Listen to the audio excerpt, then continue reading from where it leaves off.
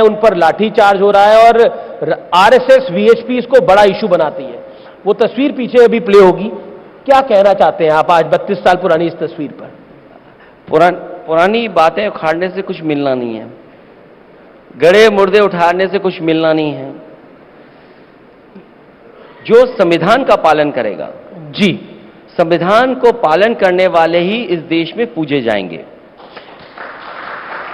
शिवपाल जी जो कि आपकी पार्टी में बड़े नेता हैं, वरिष्ठ हैं, उन्होंने बयान दे दिया कि अगर लाठीचार्ज और गोली नहीं चलवाते तो क्या करते, संविधान का पालन करना था हमें। मैंने आपसे क्या कहा? बाबा साहब भीमराव अम्बेडकर जी का जो संविधान है, जो संविधान के पक्ष में होगा, जिसने संविधान बनाया हम उसे भी आज पूछते हैं, जो संविधान के पक्ष में खड़ा होगा हम उसका भी सम्मान करेंगे। क्या आपको लगता है? और जब आप शपथ लेते हैं तो आप शपथ संविधान की लेते हैं, आप शपथ किसी और चीज की नहीं लेते हैं।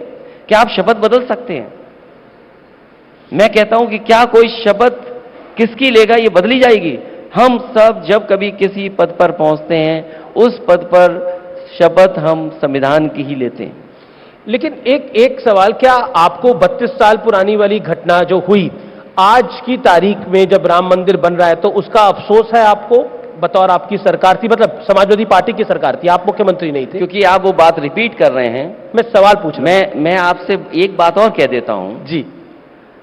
जो सरकार में मुख्यमंत्री रहते हैं और जो अधिकारी होते हैं, पहले आपने भी एक अधिकारी को बहुत सम्मान के स्थान पर बैठाया है, आप माफी उनसे भी मंगवा दीजिए।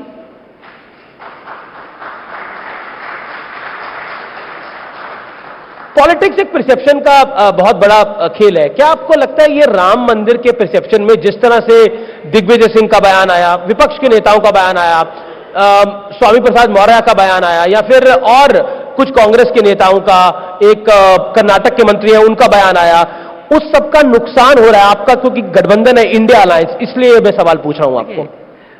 इंडिया गठबंधन जीत के आधार पर बनने जा रहा है। जी। इंडिया गठबंधन और पीडीए हमारी रणनीति भारतीय जनता पार्टी के एनडीए को हराएगी, पीडीए एनडीए को हराएगा, और पीडीए ही हमारी रणनीति है। अगर इंडिया गठबंधन का कोई लीडर कुछ बोल रहा है, हमें उस पर टिप्पणी नहीं करनी, लेकिन हमारी रणनीति अगर कोई है तो वो पीडीए रणनीति है। लेकिन बीजेपी बार बार कहती है कि समाजवादी पार्टी और इंडिया अलायंस तुष्टीकरण की पॉलिटिक्स करते हैं, यानी पॉलिटिक्स ऑफ अपीजमेंट जिसे कहते हैं। मैं आपसे कह रहा हूं, और जितने भी हमारे दर्शक यहां बैठे हैं या आपके चैनल के माध्यम से देख रहे होंगे, जी, समाजवादी पार्टी डेवलपमेंट की पॉलिटिक्स करती है, और डेवलपमेंट की पॉलिटिक्स इसलिए करती है क्योंकि इससे लोगों का जीवन बदलेगा, लोगों के घरों में खुशियां आएंगी, लोगों का भविष्य बनेगा। मैं जहां से शुरू बात की थी, मैं बात वहीं पहुंचा देता हूं कि जिस जगह हम यहां बैठे हैं ये हाईटेक अंसल सिटी है, ये कभी नेताजी और समाजवादी पार्टी की बनाई हुई है। इसके दाएं बाएं मेदांता हॉस्पिटल है जहां पर बहुत सारे लोगों का जीवन बच रहा होगा। जी, मैं ये कहता हूं कि मेदांता के बराबर अगर भारतीय जनता पार्टी ने कोई एक अस्पताल बनाया हो तो बता दो, आप कोई एक अस्पताल बनाओ तो बता दो। इसी के बाईं तरफ अगर आप चला जाओगे तो वो कैंसर इंस्टीट्यूट है।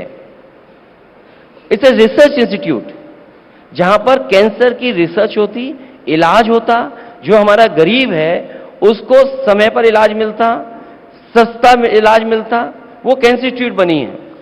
जी। उसके आगे बना है एचसीएल, लखनऊ में ट्रेनिंग इंस्टीट्यूट बनाना, और एक ऐसा ट्रेनिंग इंस्टीट्यूट जो 12th के बाद, इंजीनियरिंग के बाद अगर बच्चे अपना भविष्य बनाना चाहें तो वहां ट्रेनिंग कर सकते हैं, बाद में उनको जॉब मिल जाएगा। उसके आगे ट्रिपल आईटी बना है। ट्रिपल आईटी बहुत कम प्रदेशों में है, या वो इंस्टीट्यूशन इस तरह की हैं जो बहुत कम बनी है। एक स्टेडियम भी वहां पे बना हुआ है जो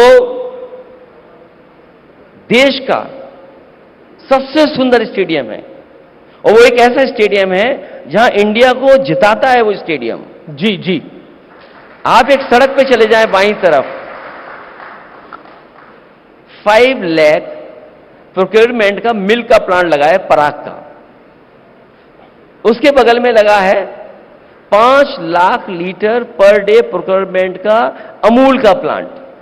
ये मैंने जितने नाम लिखे हैं या जितने मैंने नाम बताए हैं, अगर एक भी इसके बराबर भारतीय जनता पार्टी ने काम किया हो तो बता दो। और ये विकास मैंने केवल 1 किलोमीटर का बताया है। मैंने आप कह रहे हैं कि 1 किलोमीटर, अगर 1 किलोमीटर में आपको भारतीय जनता पार्टी का एक भी काम इसके बराबर दिखाओ तो हमें बता दो आप। नहीं, आप कह रहे हैं कि ये 1 किलोमीटर का विकास हुआ है। बीजेपी कहती है हमने काशी का विकास कर दिया, हमने अयोध्या का विकास कर दिया, हम मथुरा का विकास करेंगे, और वो एक गाना है ना, जो राम को लाए हैं हम उनको लाएंगे।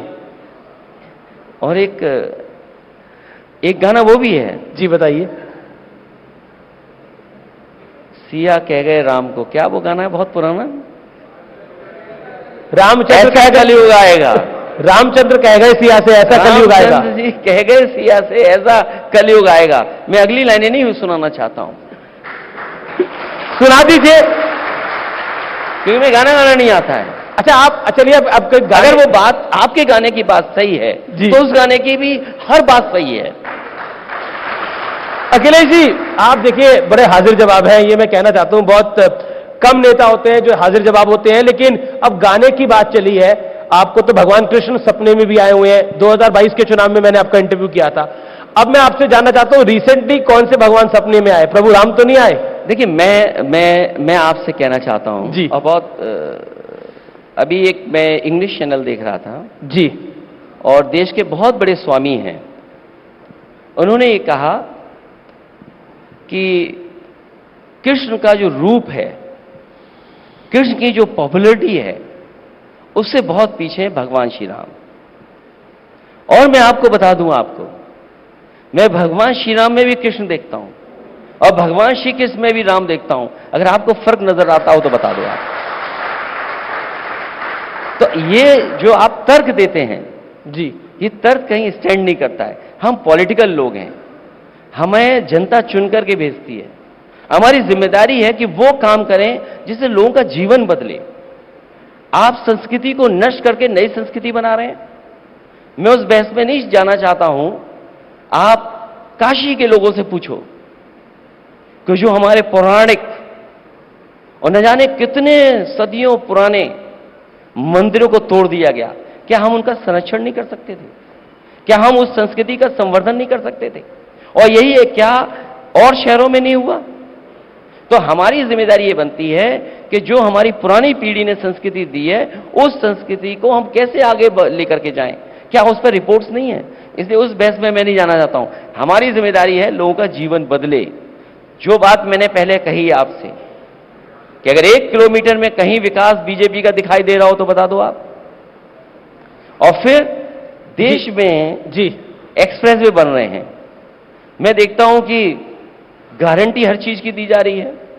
मोदी गारंटी दवाई की, गारंटी इलाज की। आप जाइए किसी इंस्टीट्यूट में चले जाइए सरकारी में, गरीब का क्या हाल है। न दवाई मिल रही है, न उसका इलाज है। और मैं आपसे दावे से कह सकता हूं, आप कभी इमरजेंसी में चले जाएं, आपका मरीज एडमिट नहीं होगा।